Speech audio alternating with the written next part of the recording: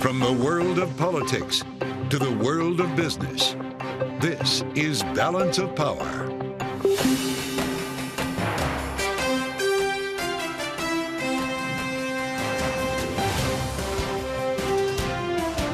Live from Washington, D.C. From Bloomberg's Washington, D.C. studios to our TV and radio audiences worldwide, welcome to Balance of Power. I'm Joe Matthew.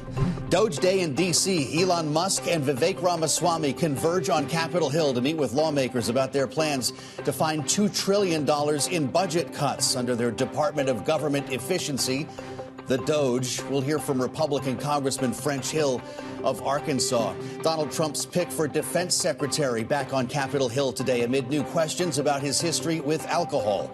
We focus on the demands of the job and the challenges facing the next leader of the Pentagon with former Defense Secretary Leon Panetta. And French President Emmanuel Macron vowing today to serve the remainder of his term following a no-confidence vote that toppled his government yesterday. Bloomberg speaking exclusively today with Marine Le Pen about what comes next. Welcome to the Thursday edition of Balance of Power. We're glad to have you with us here on Bloomberg TV and radio. It was quite the spectacle today on Capitol Hill as Elon Musk and Vivek Ramaswamy arrived to meet with Republican lawmakers and promote the mission of the DOGE, the Department of Government Efficiency, that they have both signed on to run. House Speaker Mike Johnson had this to say about today's meetings. You've heard what DOGE is all about, the Department of Government Efficiency. It's a new thing, and this is a new day in Washington and a new day in America. We believe it's an historic moment for the country, and these two gentlemen are going to help navigate through this exciting new day. House Speaker Mike Johnson a bit earlier today on Fox. Iowa Senator Joni Ernst also talking about this. We'll get to it, but we want to turn right now to Congressman French Hill. The Republican from Arkansas is with us live right now from Capitol Hill. And Congressman, it's great to see you. Welcome back to Bloomberg TV and radio. You've been doing this for a minute, and you've seen a couple of blue ribbon panels in your time. We tried to make a list before you joined us. The Super Committee, the Red Tape Review, Simpson Bowles, Graham-Rudman-Hollings. I'm bringing you back. What makes the DOGE different? Yeah, and one of my favorites, J. Peter Grace for Ronald Reagan. I think it makes a big difference to have outside leaders from business take a look at the barnacles that have grown on the ship of state across all these federal agencies. And I really commend Speaker Mike Johnson getting us kicked off in the right way of the priorities for the 119th Congress by meeting with Elon Musk and Vivek Ramaswamy today and getting each of our committees thinking about how are we going to do our part legislatively to impact what DOGE is trying to do from the executive branch. Well, so help us connect the dots, because this could have to do with the lame duck session. Of course, we've got a funding deadline, as you well know, Congressman, just 15 days from now. Or is this about the longer term and, in fact, next year's budget that we're talking about? In my view, it's about, importantly, the longer term and getting President Trump's next first 100 days off to a good start. Just as he has tried to nominate people for leadership positions for Senate confirmation early, immediately after the election, Speaker Johnson has each of the committees here in the House thinking through what's their regulatory agenda and legislative agenda for immediately starting after we're sworn into the new Congress on January 3rd. And the idea of government efficiency, reauthorizing unauthorized programs, and reining in spending is at the top of that agenda. How does this become legislation? Does the Budget Committee then sit down with Elon Musk and Vivek Ramaswamy? Will there be a report that maybe all of you can take, including your Financial Services Committee, to take the ball and carry this into a piece of legislation? What a great question. And here's my answer. You've got executive capability that's fully in the executive control of the President of the United States. You have budget reconciliation, which we're able to do with the House and Senate in the same political party with 51%. And then finally, there could be some longer-term legislative changes that come out of a DOGE project. Yeah. We're looking at images of Elon Musk making his way through the Capitol right now. If you're with us on Bloomberg Radio, we've got images of Elon Musk with his young son on his shoulders. Was he part of the conversation today, Congressman? Did you meet him? He was. We had all the Republican House members meet at 3 o'clock Eastern Time with both Vivek Ramaswamy and Elon Musk in a session moderated by Speaker Mike Johnson. And it was such a great exchange of the best ideas of how we can control government spending, make the government operate better, stop doing unnecessary things, and focus on our constitutional priorities. Congressman, last month on the early edition of Balance of Power, we spoke with your colleague on the Financial Services Committee, a Democrat, Sean Casten of Illinois. And he had this to say about the committee's dynamic when it comes to working across party lines. Let's listen. In general, I think the Financial Services Committee has done, in general, a very good job of avoiding some of the more, rancorous, vitriolic debates on some of the other committees. We will certainly have our disagreements on policy issues, and some of those, of course, will be animated. Well, and we'll animate the leadership battle, if I can use that term. I know we're gentlemen and colleagues here having this conversation, Congressman, but if you are chosen next week to lead the Financial Services Committee, will you work with the DOGE committee, the Department of Government Efficiency, to help cut red tape? You bet I will. We're going to look at our independent regulatory agencies on things like, are they operating within the statutes that Congress designed? Are they actually having real cost-benefit analysis? Elon Musk said today that's his top issue, is that we have gobbledygook. We don't have real cumulative or marginal cost-benefit analysis that tell us what this regulatory expense really is. If we had a regulatory budget like we have a spending budget, I think we would find it in the trillions. So we're going to definitely work with DOGE on that, as well as using AI or blockchain or other technologies to make government more effective in serving the consumers, the taxpayers, and being accountable to Congress. There's so much I'd like to ask you about, Congressman, but I need to get to the matter of what's happening today in Syria. People may not realize that this has been an important story for you. You made a surprise trip to Syria in August of 2023, and I remember our conversation following and some of the images that you shared with us following your visit. We're watching a remarkable turn of events here as a band of rebel fighters threatens the veracity of Bashar al-Assad's regime the closer they get to Damascus. I wonder your thoughts on involvement that the U.S. might provide here when it comes to picking sides. Should the Biden administration or the incoming Trump administration get involved? Well, look, what I think we want in Syria is for the Syrian people to choose their leadership in the Assad cartel of absolute mania. You know, his motto back in 2011, when he put down the Arab Spring, the people who wanted democracy in the villages of Syria was Assad or we burn the country.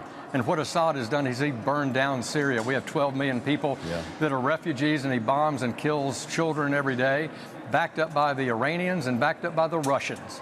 And that's why I think the opposition forces are mounting this assault on Assad's leadership, is because his two biggest backers have got some problems right now, and that's called being bogged down in a war against Israel and being in a war against the Ukrainians. Yeah, well, you're referring to support from Russia and Iran, I suspect. Congressman, did Tulsi Gabbard's ties to the Assad regime concern you? I think they should be thoroughly looked at by the Senate. I don't really know the full backstory there. That did happen when we were both in Congress together, but I really don't have the details to understand it. But Assad is not a person that anyone should try to operate with. He is a mass murderer, and he's now a drug kingpin under sanction by the United States, the UN, and not the UN, but the European countries for being a drug smuggler on top of the mass murder he's committed to his own people in Syria. The United States, Turkey, the Gulf countries, Israel, the Kingdom of Jordan all need to work together to find a solution to a democratic future Syria where Syrians can have their country back and go on with their lives, raising their kids and in their villages. Well, I appreciate a wide-ranging conversation from what sounds like a raucous rotunda tonight, Congressman.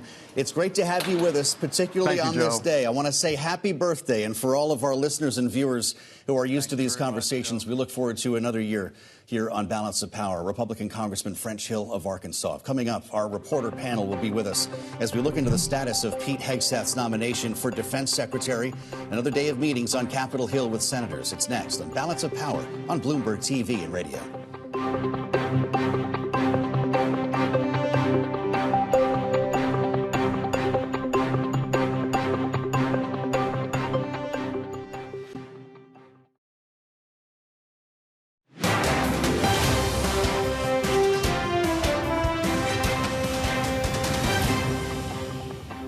There is an enormous amount of waste, fraud, and abuse in the government, and I think everyone knows that intuitively. And so the efforts here, both with our subcommittees that are being created here and with the DOGE effort itself, will be to explore that, to investigate it, and lay it bare for the American people to see.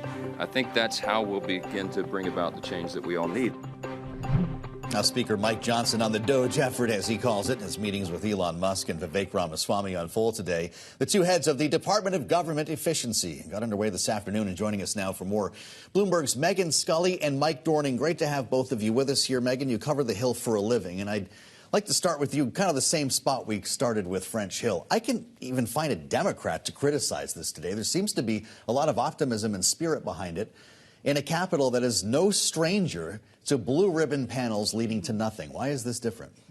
So, everybody can get on board with, cutting waste, fraud, and abuse, as the Speaker said, from the government. But it comes down to cutting which waste, fraud, and abuse. Yeah. The details here are what is potentially problematic, and that cuts across party lines, right? So if there is a project in a solidly Republican district that Elon Musk and Vivek Ramaswamy want to go after, they're going to get pushback if it means jobs and money in an area. Yes, right. Well, we're talking about $2 trillion. At least that's what Elon Musk had said in his speech at one point. When Mike Johnson was on Fox News this morning, he talked about defunding PBS and Planned Parenthood. I mean, that's a drop in the bucket compared to what is Big Bird going to make up the difference here? Well, it's something that a lot of Republican conservatives don't like. PBS, public broadcasting. We hear this They certainly don't like Planned Parenthood and contraceptive assistance. To get to that kind of number, though, you have to get to the entitlements, right? You could get rid of like every government agency and you still wouldn't make it. So you really have to be looking at things like defense, Social Security, Medicare, Medicaid, farm subsidies, all these things that most Americans want to keep, and in some respect. So that's very hard to do. But, you start with a big number. They want to make a big tax cut. They want to not increase the deficit too much. So they have this big number, and maybe they can use it to get some ideological gains, like getting rid of PBS, cutting into Planned Parenthood, maybe cutting Social Security, something, or get some actual waste, fraud, and abuse or parochial programs that primarily benefit some constituencies. Sure. Marsha Blackburn raised her hand today. She has a thought on making this into something real, which is the first connective tissue I think we've seen so far. She took to Twitter a little bit earlier today to suggest her idea here of putting this into legislative form, something called the DOGE Act. She says, freeze federal hiring, begin the process to relocate agencies out of the D.C. swamp, and establish a merit-based salary system for the federal workforce. Does a bill like that go anywhere? We'll see. It is a Republican Congress. It could be something that perhaps gets through on the backs of like the defense authorization bill, which gets through every year. But it will be difficult. I mean, you're talking about, constituents here when you're talking about the federal workforce. Most of the federal workforce is not located in Washington, D.C. So it is something that could potentially be difficult, but it is, the federal workforce has become sort of at the center of this. We're talking about return to office policies and really, forcing 5 days a week in the office. They've been mentioning time and time again, people who get locality pay, for being in D.C. but living far outside the city because they're working remotely, and putting an end to that. But again, this is really just nibbling around the margins here in terms of cost savings. Yes. If we're talking about $2 trillion a year, you've got to go a lot deeper than these proposals. Which is why this conversation could become a lot more difficult as we get closer. I want to ask you both about the transition and specifically what's happening surrounding Donald Trump's pick for Defense Secretary. Of course, that would be Pete Hegseth, back on the Hill again today to meet with senators amid a flurry of allegations involving sexual assault and a number of headlines today about his alcohol use. Earlier on Fox, Iowa Senator Joni Ernst was asked about her meetings with Pete Hegseth, knowing that she will have much to say about whether he is confirmed or not, whether she would support his confirmation. Here she is. I did have a very long, lengthy discussion with Pete yesterday, and I do appreciate his service to the nation. I also am a combat veteran. So we talked about a number of those issues, and we will continue with the vetting process. It doesn't sound on your answer that you've gotten to a yes. If I'm wrong about that, correct me. And if that is the case, it sounds to me as if the hearing will be critical for his nomination. Am I right about that? I think you are right. I think for a number of our senators, they want to make sure that any allegations have been cleared, and that's why we have to have a very thorough vetting process. Mike Dorning, they say the hearing will be critical. Will there be a hearing? Will this be a John Tower, or might he withdraw his name? I would bet against that. And you have to listen to what she's really saying. I mean, it sounds very nice. We want to have a full vetting process. But what that means is I'm a pivotal person. I'm not defending him. I'm not going to say I'm supporting him. I'm saying let's let this drip, drip, drip battle go on for 2 months and then have a hearing and vote. So she's not taking a stand against him now, but she's saying I'm not going to support you now. I want like 2 months of like all the bad things that you did to come out. Then we call some witnesses. Then we have a hearing. Then everyone decides what they want to do. Does Trump want to do that? Maybe, maybe not. Will she decide his fate? She is the pivotal vote in the Senate. She is a combat veteran. Hegseth has opposed women in combat publicly in the past. She's also a sexual assault survivor. And some of these allegations against him, which we should say he has denied, you know, that is incredibly off-putting. Ernst has been, along with Kirsten Gillibrand and several other women in the Senate, have been at the forefront of trying to end sexual assault within the military for going on 2 decades now. And I think you'd be hard-pressed to see her support somebody if she believes that these allegations are, you know, that there is some substantiation there. And she would then open the door to others like Roger Wicker and other members of the committee to get behind her if she took the step to oppose the nomination. Well, we've got a lot still to unfold here, and we'll let you know what happens. With the help of Bloomberg's Megan Scully and Mike Dorning, thank you both so much. Coming up, Bloomberg's exclusive conversation with Marine Le Pen, leader of the national rally following yesterday's no-confidence vote in France. We'll have that next on Balance of Power on Bloomberg TV and radio.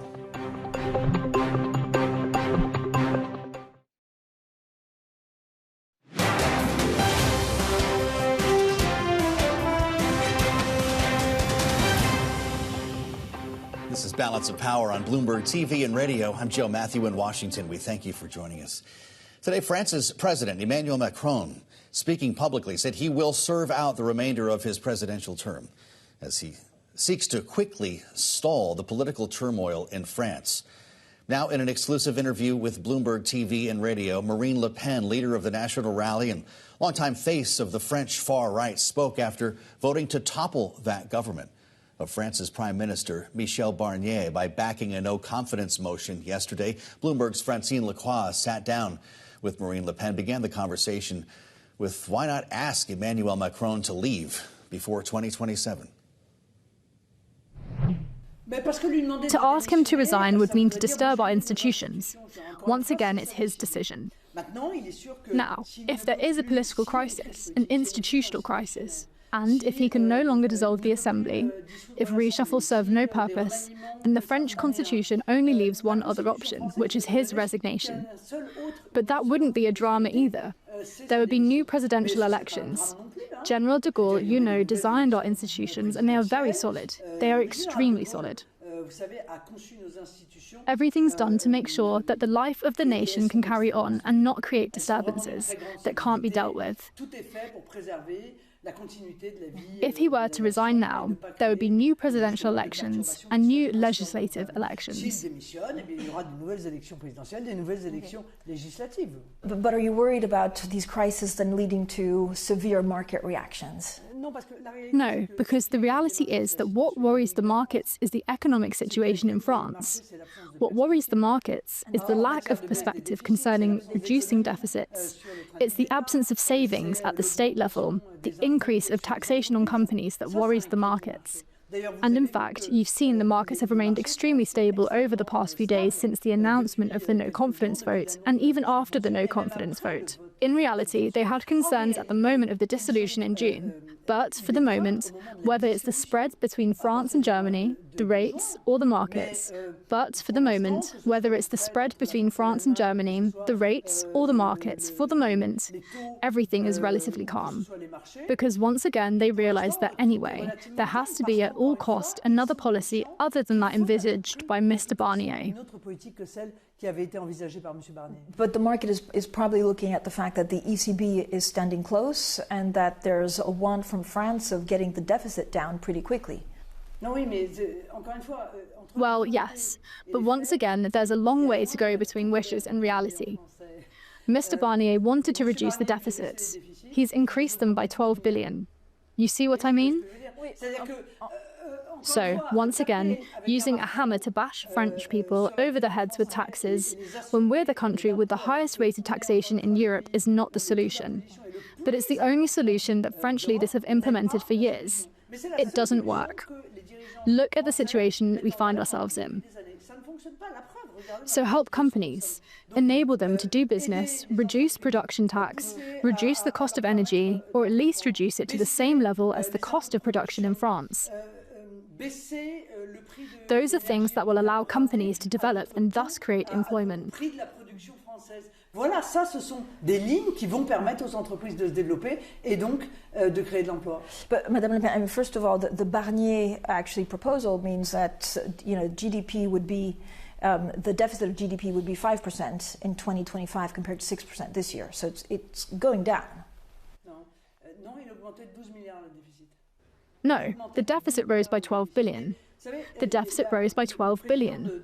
But you know, the head of Safran, which is a major company, has just given an interview. And what did the head of Safran say?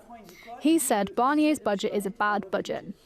So, in reality, the fact that it's last year's budget that's applied, however unfair it was socially, is actually rather good news for companies. There are a certain number of entrepreneurs in economic circles who are in fact pleased about the no-confidence motion because they consider Mr. Barnier's budget was worse than last year's budget, and that's saying something. You can find Bloomberg's full conversation with Marine Le Pen online and on the terminal. This is Balance of Power on Bloomberg TV and radio.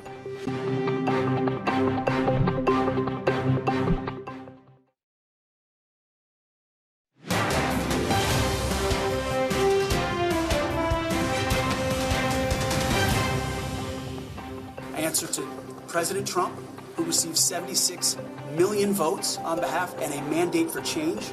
I answer to the 100 senators who are part of this process and those in the committee.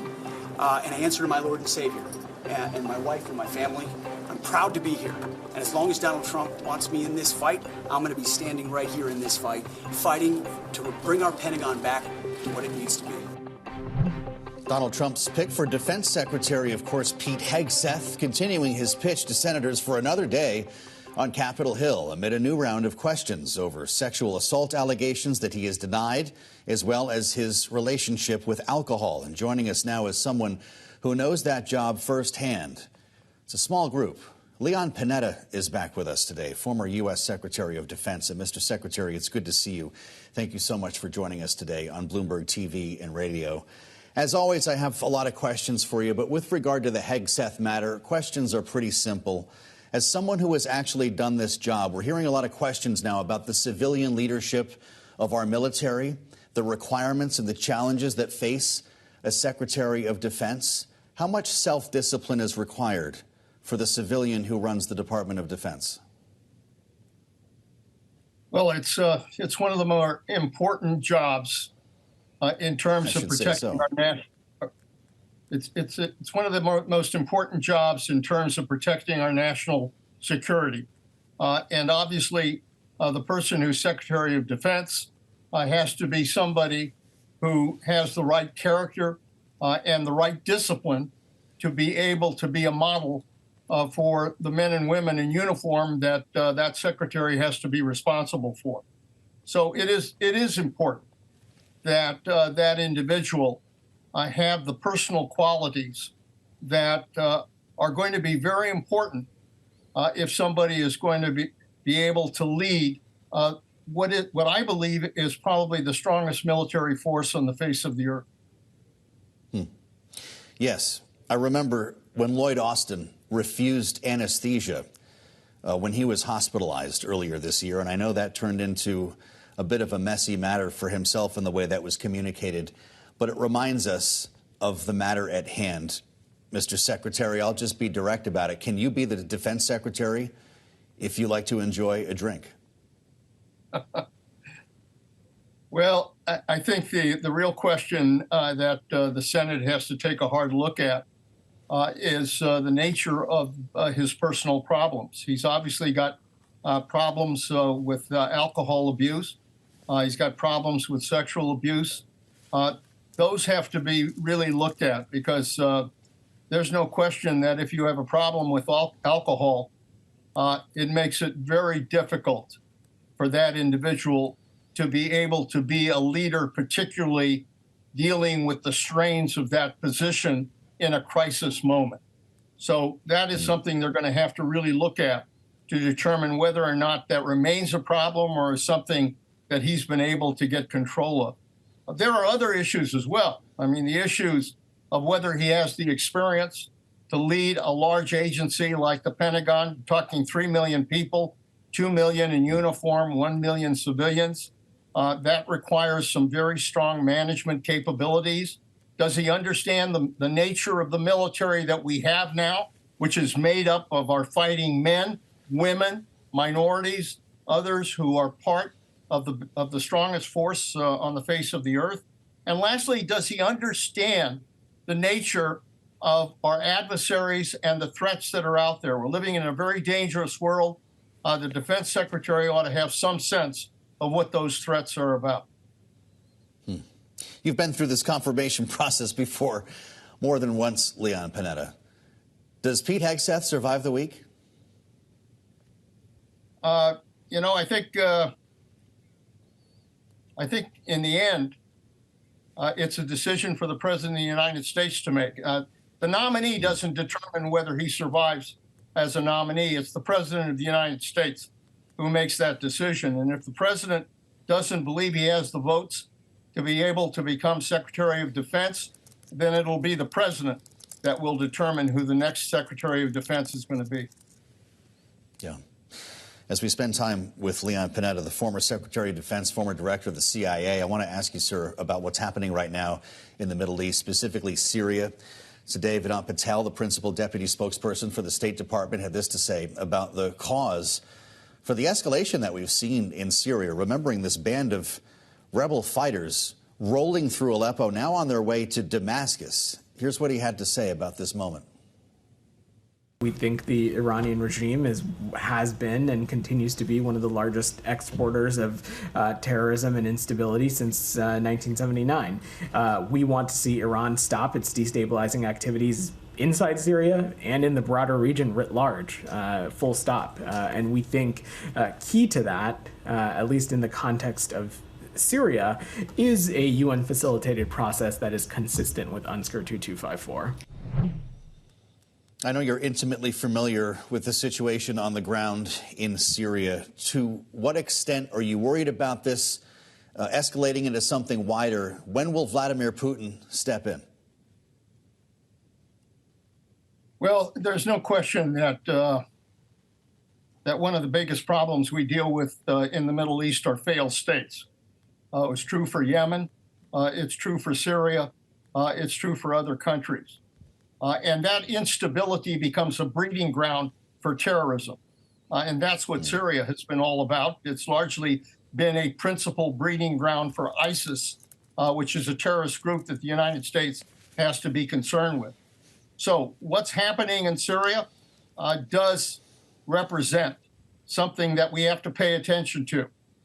Because if the rebels continue to march as they are now and take over Damascus, then it could very well mean the end of Assad's rule. And the question is, in that vacuum, who's going to take control to influence what happens in Syria? Russia, I'm sure, will want to have a piece of the action there, as will Iran. But the United States has to be a party there as well. Well, it raises the question as we consider the future, or question the future of Bashar al-Assad. What will be the future of Tulsi Gabbard when she goes through her own confirmation process? Do you worry about this nominee to be the next director of national intelligence and her history with the Assad regime and Assad personally?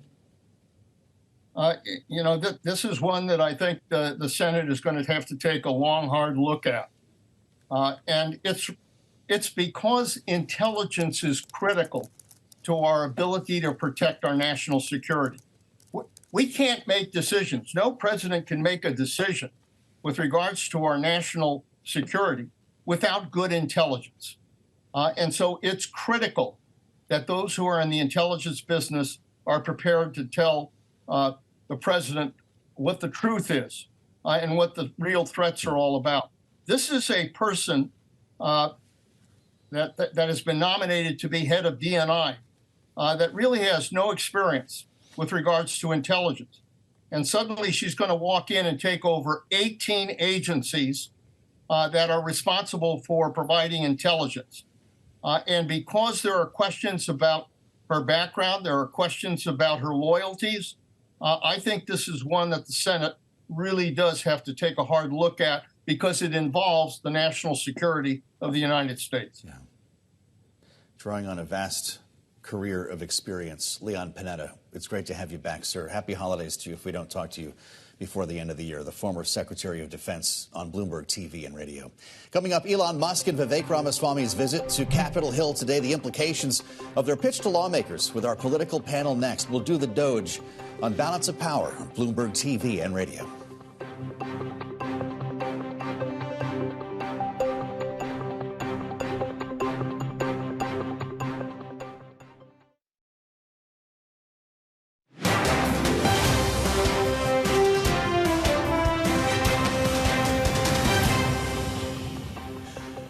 This is Balance of Power on Bloomberg TV and radio. I'm Joe Matthew in Washington. Thanks for coming along. Elon Musk and Vivek Ramaswamy spent the afternoon meeting with lawmakers on Capitol Hill. It's quite the buzz, quite the optics. Joining us now, our political panel, Kristen Hahn, partner at Rock Solutions, our Democratic strategist, alongside Republican strategist Sarah Chamberlain, the president and CEO of the Republican Main Street Partnership. Great to see you both here. You've both spent some time on Capitol Hill long enough to remember a bunch of blue ribbon panels, whether it's Simpson Bowles or the Super Committee. They were all greeted with a fair amount of skepticism. It's like a party today on Capitol Hill. Elon Musk even brought his son. The question everybody keeps asking is, what's different about it this time? Is Main Street ready to do the DOGE? They are ready to do it. I mean, let's look at just what's going on from the report that came out today from the senator. 97% of federal employees went to work every day before COVID. Now 6% go. Yeah. There's some problems here, and Main Street members are absolutely willing to take a look at it and see if we can cut expenses someplace. We have to. The deficit is just out of control. You talk about $2 trillion in cuts, though, and that's a horse of a different color.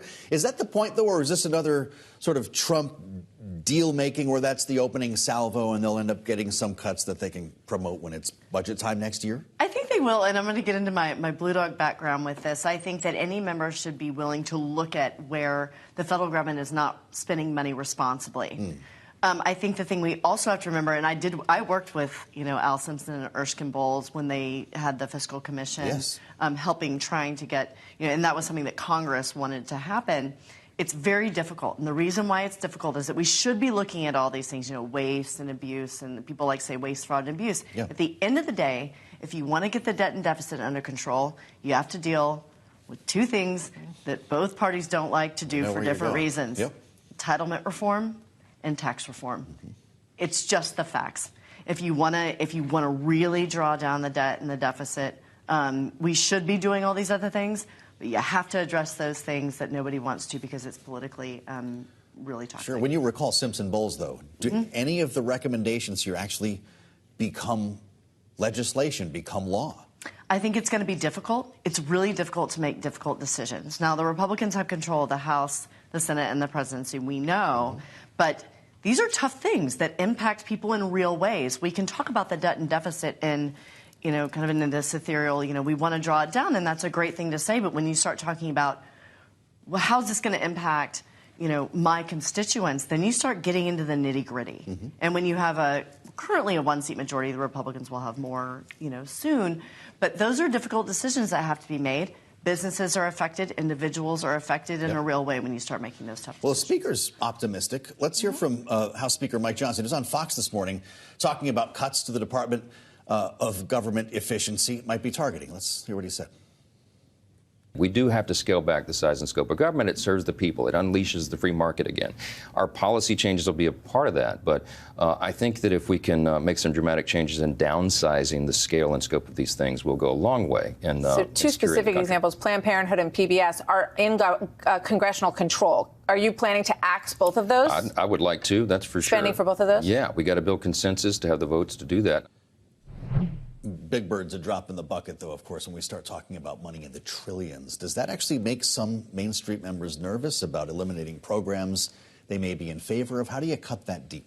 They're going to have to come together and make some deals. Some members are going to be comfortable cutting that. Others are not. So they'll come together, figure out where to cut. They have to cut. We are at the point that we have to do something in this country. And to your last question, no. Usually these blue ribbon commissions do not become what they recommend does not go into effect. Right. Hopefully this time it will. The Main Street members are there to take a full look at everything. You have to do it. I mean, the economy, we have to do it. We don't have a choice anymore. The expenses are out of control. Sure. One thing about cutting, you have to do both. I agree. You have to look and cut and figure out where you need to cut and be smart about it. But we also have to talk about the costs, the bottom line, that tax cuts cost. Because, you can argue trickle-down economics and everything, but when it comes to the bottom line and how we determine what the debt and deficit is, that adds to the bottom line. So it all needs to be part of the broader discussion if we're being responsible about drawing down the debt. And of course, Donald Trump would tell you, though, that the whole point of DOGE was to help cover the cost of these tax cuts. Absolutely. Is that right? You're going to see the extension of the tax cuts without a question. Is there an equivalency there, though? There is. You can extend the tax cuts and make cuts in expenses. I mean, you can do both, and we will have to do both. Again, as I said earlier, the federal employees, 6% of them are working every day. They're on the golf course. The Senator Joni Ernst, you can look at her report. It's kind of scary. And it's affecting us around here in Washington because if you see, there's a lot of vacant stores. They're on the golf course. Yes. So it's not only affecting them not coming to work, it's affecting the small businesses around them. You mentioned that getting people back to work in the office 5 days a week. That's one of the specifics we've heard. You know what? One of the other ones is eliminating daylight savings. This is a thing now. Do you guys both want to see this happen? Absolutely. Do we somehow save money in the process? I think everybody's wanted to see that for a very long time. This hasn't been a thing in the House for years. Ask Ed Markey and Marco Rubio. They tried this. They tried. Can Musk and Vivek get it done? One of our members, who's now retired, blocked it. So it's actually blocked the bill. Yeah, it's a former member of Republican Community Partnership that blocked it. They sunset around 4 o'clock in the afternoon. Why? We're not an agricultural country anymore. It's awful. We need to. Everyone's got an opinion on this one. This I can tell you. Coming up, our political panel will stay with us beyond daylight savings. We have to talk about Pete Hegseth's week on Capitol Hill. It's not over yet, and his continued pitch to Republican senators to secure the spot as the next Defense Secretary. It's next on Balance of Power on Bloomberg TV and radio.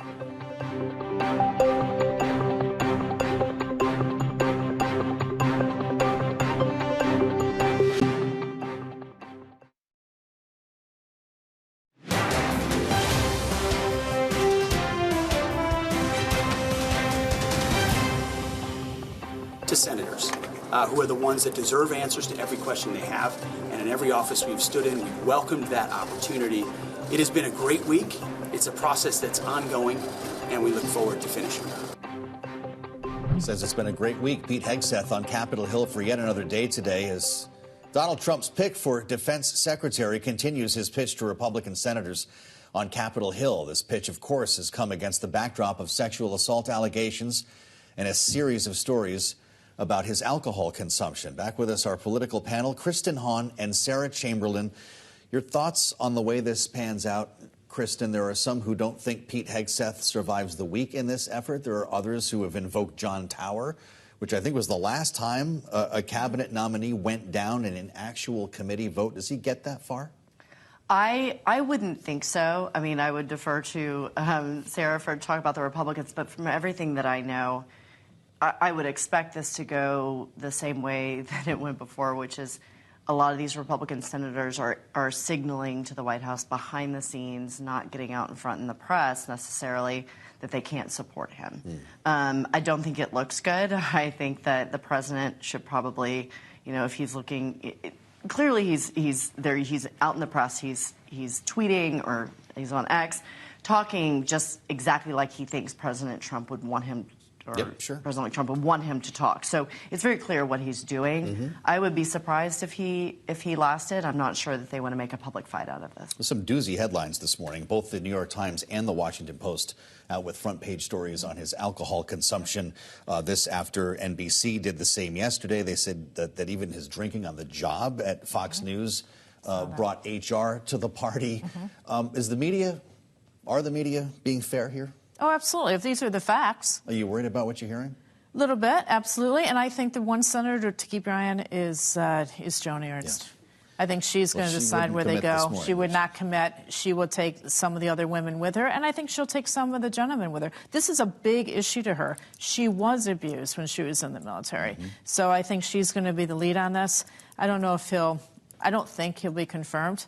Yet to tell, but I think he'll fall short of the votes. Well, you know, the story this week was that if it's not Pete Hegseth, well, it's going to be Ron DeSantis, which is quite a turn following a very bitter campaign. And we heard yesterday from the senator from Pennsylvania, John Fetterman, about this name that's been floating around for an alternative pick for Defense Secretary. Let's listen.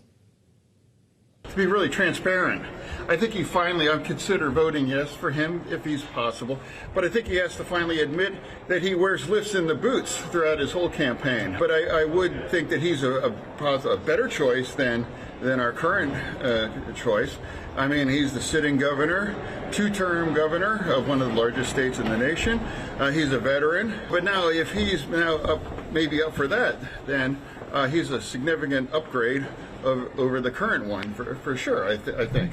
I don't know about the lifts in the boots or if that's the right person to be calling out the wardrobes of other politicians. Exactly. But are Democrats going to warm up to this idea after the Hegseth scandal, if it goes that far, to support Ron DeSantis? I don't think it's that far. I think that Democrats you may not agree with somebody, but like he said, he's been the governor of one of the largest, a senator, one of the largest states in the country. We just want somebody, everybody wants somebody who's qualified, who can do the job, and do it seriously. And I don't think that anybody, at least on the Democratic side of the aisle, thinks that Hegseth can do that. So, the process of confirming these nominees when you're on the opposite side of the party of the president is not liking their politics. You're not going to always like their politics. It's looking, and saying, can this person do this job?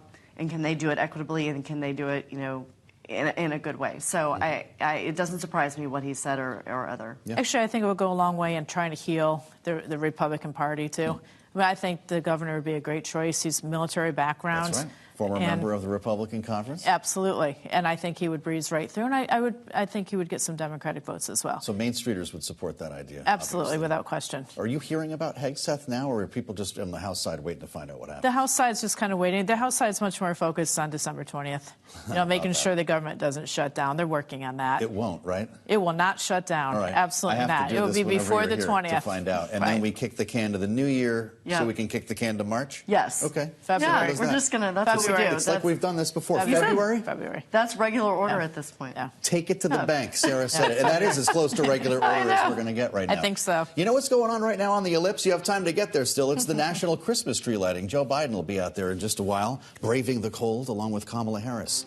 Kristen Hahn and Sarah Chamberlain. Look at the view. For those of you with us on YouTube and on Bloomberg TV, it's a really cold and windy day in Washington, but a beautiful night on the ellipse as we all embrace the holidays this time of year. Thanks for being with us, as always, here on Balance of Power. And check out the Washington Edition newsletter. You can find it on the terminal and online. For more on all the stories that we've been talking about, we'll get you back here tomorrow on the Friday edition of Balance of Power on Bloomberg TV and radio.